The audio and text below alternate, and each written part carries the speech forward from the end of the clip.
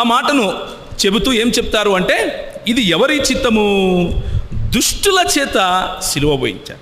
దుష్టుల చిత్తం, అది దేవుని చిత్తం కాదు, పరిసయ్యుల చిత్తము. ఎందుకు? యోహాను సువార్తలో వారు ఒకచోట గుమికూడి ఏమని ప్రణాళిక వేశారు, ఏమని ఆలోచన చేశారు? యేసు ప్రభువును చంపాలి అని ఆలోచన చేశారు. కాబట్టి అది పరిసయ్యులు మరియు శాస్త్రుల చిత్తము, అంతేకాని దేవుని చిత్తము కాదు. అది సమాధానం ఏంటి? దేవుని సంకల్పము. ఏమిటది?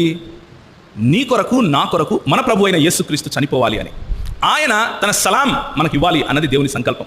ఎందుకు అంటే, మనము మన సొంత నీతి క్రియలతో సలాం సంపాదించుకోలేం. కాబట్టి మనము ఎంత ప్రార్థించినా, ఎంత నీతి కార్యాలు చేసినా, ఎంతగా పై మెరుగులు దిద్దినా, లోపల మనసు మాత్రం కుళ్ళుతోనే, పాపముతోనే ఉన్నది అని బైబిల్ చెప్పే సత్యం.